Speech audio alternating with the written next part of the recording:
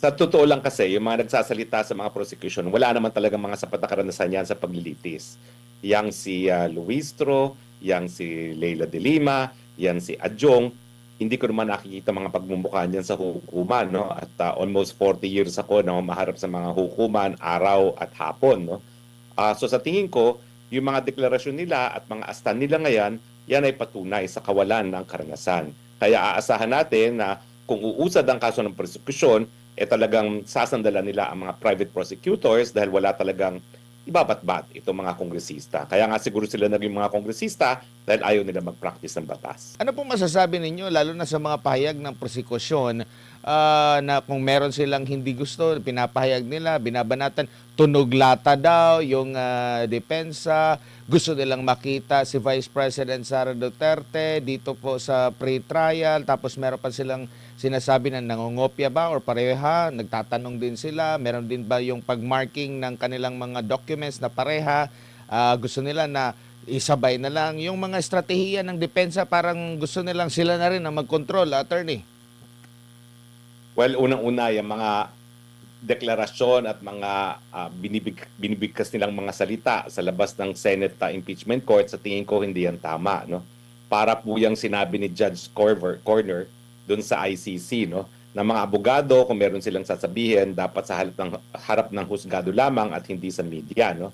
So sa tingin ko, yan ay dapat gawin ngayon ng prosecution dahil ang dami nating naririnig sa kanila na dapat sana ay sa loob yan ng impeachment court na banggitin. No? Pangalawa, malinaw na malinaw pa lang na bagamat sila ay nasa pre-trial pa lang, importante na this early linawin ng impeachment court na any ebidensya labas doon sa panahon na naging Vice Presidente si Sara Duterte ay hindi dapat gamiting ebidensya.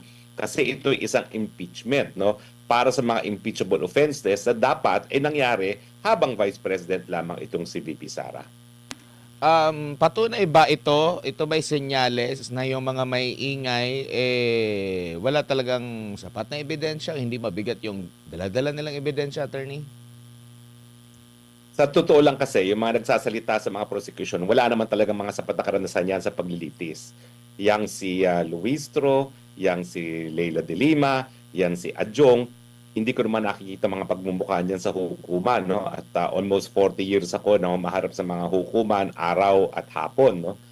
So sa tingin ko, yung mga deklarasyon nila at mga asta nila ngayon, yan ay patunay sa kawalan ng karanasan. Kaya aasahan natin na kung uusad ang kaso ng prosekusyon, talagang sasandalan nila ang mga private prosecutors dahil wala talagang ibabatbat itong mga kongresista. Kaya nga siguro sila naging mga kongresista dahil ayaw nila mag-practice ng batas. Opo, hindi po ba sa labanan sa korte, attorney, pag nakikita mo ang kalaban mo ay gumagawa ng mali, which is parang ganito yung nakikita ng prosecution, kung pagbabatayin yung kanilang mga pahayag at opinion, hindi ba pababayaan mo kasi bentahe yan sa part mo? Well, una-una, hindi naman ako sigurado na tamang sinasabi nila sa nakikita nilang mali. Kasi nga, ang obvious na obvious, kulang sa karanasan itong mga kongresista na tumatayong prosecutors. No? Mabuti pa sana, hayaan na nila magsalita yung mga private prosecutors kasi yung mga private prosecutors mas bihasa pagdating sa litigation. No? Pero sa ngayon, parang hindi ko nakikita ang kakayahan ng mga congressman prosecutors at lalong-lalong hindi ko nakikita ang kanilang karanasan sa litigation. Opo, tsaka yun din yun na napansin namin na yung mga nagsasalita sa defense team, yun nga, puro mga ano yan, sa private din yan. Wala din tayong naririnig, mas maingay yung mga politiko na prosecutor po, attorney, at parang hindi nagsasalita or baka ayaw nila matakpan yung kanilang moment na magsalita, attorney. Well, sa tingin ko, kasi itong mga congressman prosecutors mas interesado na maging senador. At sa tingin nila, itong mga pagiging prosecutors nila ay pamamaraan para sila ay maging senador. Hindi naman nila alam na dahil nga sa popularidad at tiwala ng taong bayan kay BP Sara, lalong hindi sila magiging senador dahil tumayo silang mga prosecutor dyan ngayon sa impeachment ni BP Sara. Ito bang mga ganito yung mga pagpapahayag ng kumbaga sinasabi nila mga propaganda ay dahil itong issue na ito hindi lang sasalang sa impeachment court kundi sa maging sa court of public opinion, attorney? Well, totoo yan, no? Dahil itong impeachment ay sui generis, it's not purely judicial, it's not purely political. Pero kinakailangan naman nakabase sa ebidensya. Kasi kung sila naman ay mag-iimbento lamang at hindi talaga gagamit ng ebidensya, hindi nila mapapatunayan din ang pagkakasala ni BP Sara dahil nag-a-apply pa rin on a suppletory basis ang rules of court dyan sa impeachment proceedings.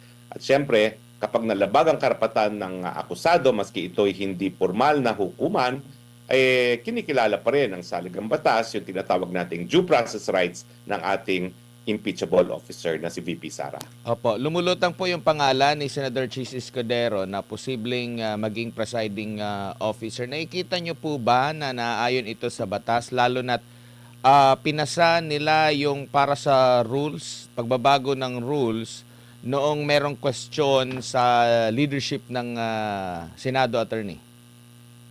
Well, tama ka dyan, no? Dahil yung rules ay naamendahan ng peking Senado, no? At malinaw naman na kung sino talaga ang Senado ng mga panahon na yon dahil nung nagkaroon sila ng numero, tsaka lang nila hinalal itong si Sherwin Gatchalian bilang Senate President, sa tingin ko, kinakailangan muna na magpasa sila ng panibagong amendment to the rules para mawala ang duda kung balido ba nga yung ginawa nilang amendment to the rules na magtatalaga ng iba pang presiding officer bukod pa sa Senate President. Pero sa tingin ko, bagamat tahimik ang lengguwahe ng ating saligang batas kung sino magiging Senate President, yung tradisyon ng Senado at saka yung intensyon ng Senado, dapat yung namumuno sa Senado ang magiging presiding officer. Ang tanong, kaya ba yang gawin na isang hindi abogado? Well, ang punto ko naman, dapat bago sila pumili ng Senate President, kinonsideran nila yan na isa sa magiging katungkulan ng Senate President ay pagiging presiding officer ng Senate Impeachment Court. Apo, Spokes, good evening. Si MJ po ito. Sir, marami kasi ang mga lumalabas ngayon ng mga diskusyon na maaari rong babaan ng threshold nung bilang ng mga senador para po i-convict ang isa pong impeachable officer. Anong tingin mo dun, sir? 2/3, 16, maaari dong 14 o 12. Depende raw po sa bilang ng mga senador that can actually vote and perform their mandate as a lawmaker sa ilalim po ng Senate Impeachment Court. Alam mo, nung nagpumilit sila na si Sherwin Gatchalian ay acting Senate President daw at Senate Pro Tempore, bagamat 12 lang ang bumoto, nakita ko na ng intention nila ay hindi talaga para italaga si Senate sa acting Senate President si Sherwin. No? Ang totoo nilang intention, ibaba yung numero ng boto para matanggal si BP Sara dahil alam na nila sa mulat-mula na wala silang numero, no, na 16 para matanggal si BP Sara. So ako, bagamat kunwari ang pinag-aawayan ay mga posisyon sa Senado, ang talagang pakay nila ay magkaroon ng argumento para nga po maibaba yung 16 dahil sigurado ako wala silang 16 sa ngayon.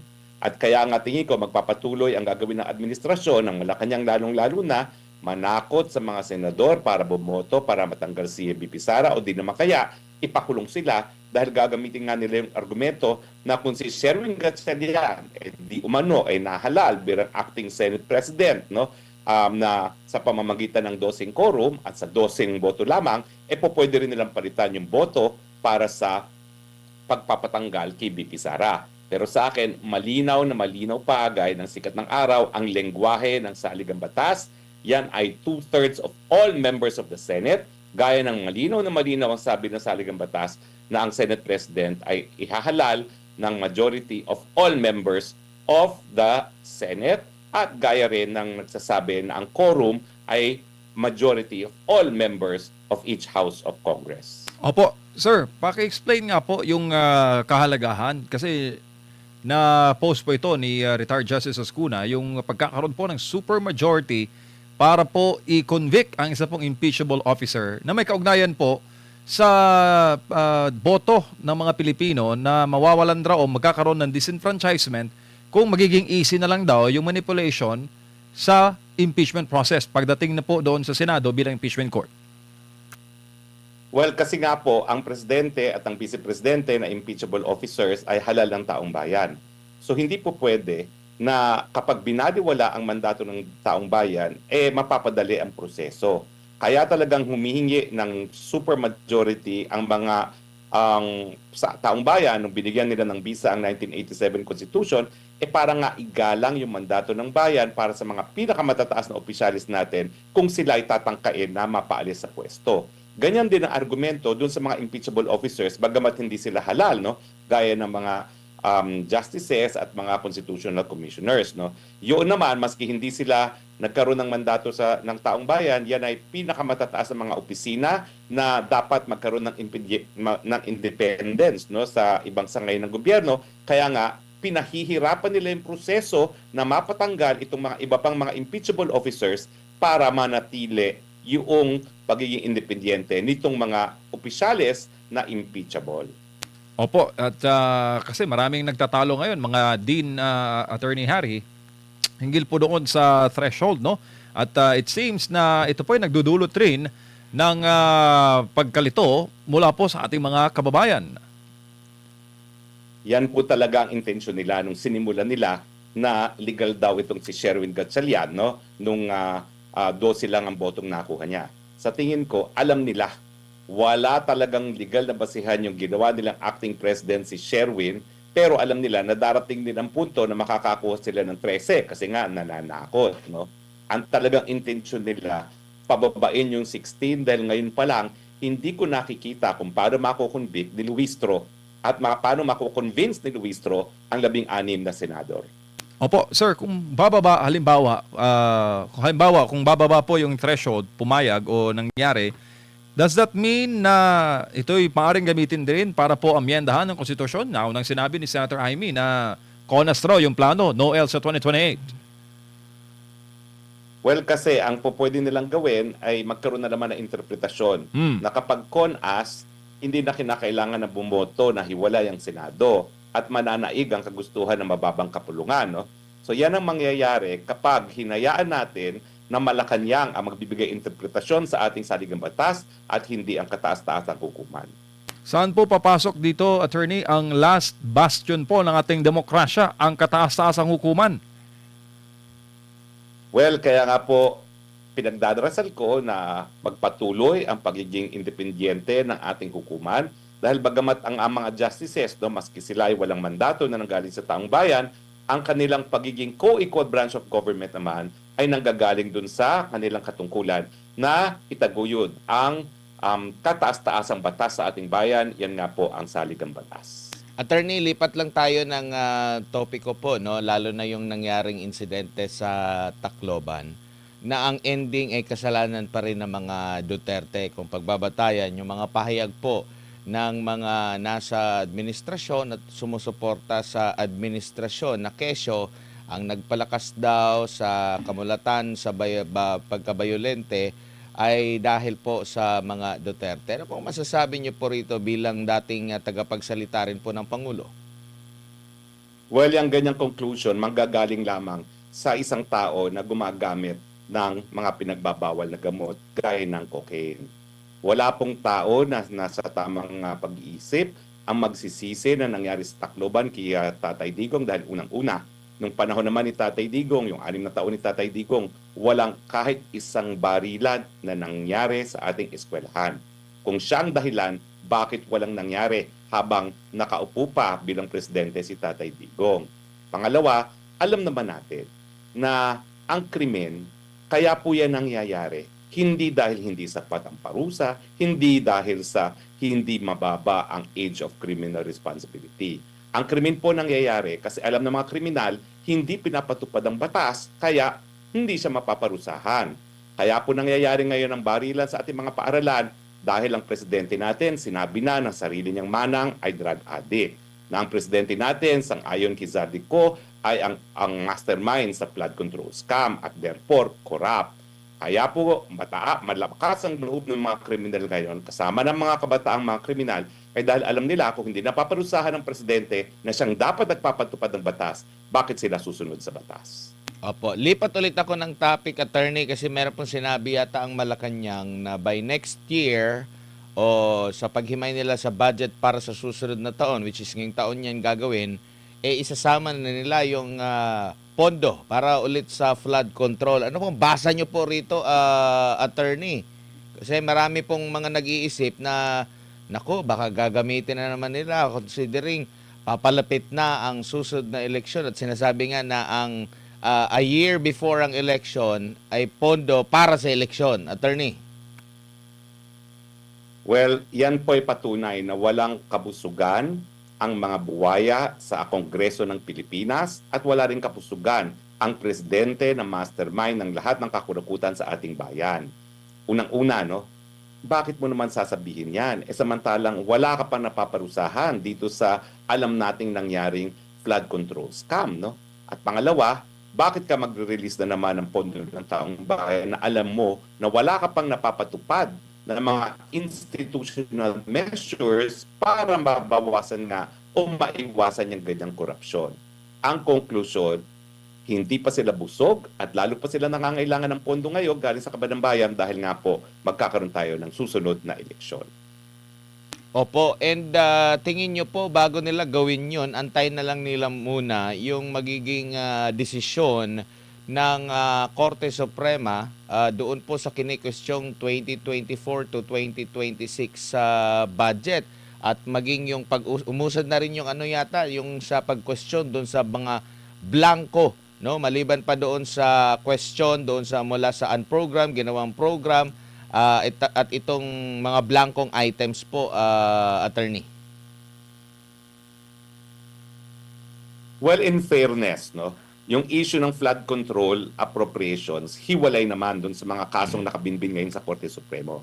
Ang kaso ngayon sa Korte Suprema, tama ba na sangkatutak ang unprogrammed funds, no, na ipinapasok sa pantaunang budget at ito ay pinampapalit doon sa budget mismo na re-request ng presidente sa kanyang sinumiting pangtaunang budget sa Kongreso, no?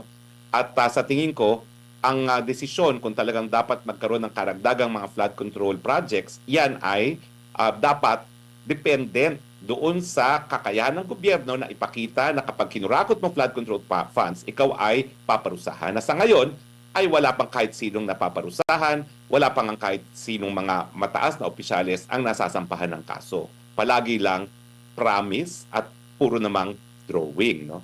So sa akin po, talagang wala nang kahihiyan itong presidenteng ito kung talagang inanunsyo pa niya sa buong madla na bagamat kinukurakot ng mga buwaya ang pondo para sa flood control, bibigyan na naman niya ng pondo para lamunin ng mga buwaya itong darating na budget. Opo, attorney, may iba rin po ako ng paksa. Kamusta na po si former President Duterte? Ano po yung mga feedback na iyo po nakukuha mula po sa kanyang mga malalapit na kalyado, pamilya na dumadalo po dyan sa ICC? Well, ang huling na dumalaw po ngayon ay si Ma'am Elizabeth, no? Zimmerman, no? At ang palagi naman nilang sinasabi ay balusog naman si Tatay Digong, bagamat alam natin sa mga deklarasyon mismo ng ICC na talagang medyo mahina na at marupok na ang pagkatayo bilang isang senior citizen ni Tatay Digong dahil palagi na siyang natutumba at kinakailangan na siyang bantayan ng mas maigi, no? So tayo nagdadasal na mas mahaba pa sana ang buhay ni Tatay Digong dahil ako naman naniniwala na sa asta nitong presiding judge, Judge Curver sa trial chambers, mukhang patas ang magiging paglilitis kay Tatay Digong at darating ang panahon na makakauwi pa rin si Tatay Digong. So inaasahan lang natin ay karagdagang pambuhay nang siya'y makauwi bilang isang inosenteng tao at mabuhay sa ang kanyang huling sandali sa kanyang pinakamamahal na Davao City. Opo, totoo ba, attorney, na hinahanapan ng mga papel ang mga nag-aakusa kay FPRD kung ang dating Pangulo ba ay dumaan sa local courts dito sa Pilipinas? Hindi ko siya nakita.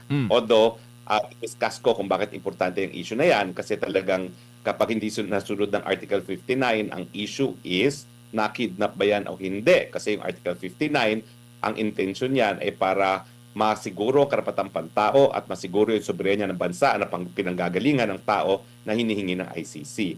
Pero ako, nung nag-live coverage din ako nung status conference na yan, ang problema kasi dun sa second half, matapos sila mag-break for lunch, hindi na ako nakabalik. So hindi ako nakarinig ng kahit anong ganyang statement galing kay Judge Carver, no? Pero pinahanap ko rin yan sa ilang aking mga kasama, hindi rin nila naririnig pa. kung siya ay nagpahanap. Pero gayunpaman, talagang diniscuss ko na sa aking vlog kung bakit importante yung hindi pagsunod sa Article 59 ng Rome Statute mismo. Opo, kamusta naman po ang assessment ninyo sa bagong abogado o counsel ni FPRD? Well, bias ako kasi ako talaga nagrekomenda dyan kay Peter Haynes. Hindi ko siya personal nakakilala. Nakita lang kami nung binubuo yung bar ng International Criminal Court. Pero alam ko kung anong mga talagang naging achievements niya, kasama na yung pagpapalaya doon sa Vice President ng Congo na si Bemba, no, na nauna nang nahatulan na guilty, napawalang sala niya on appeal.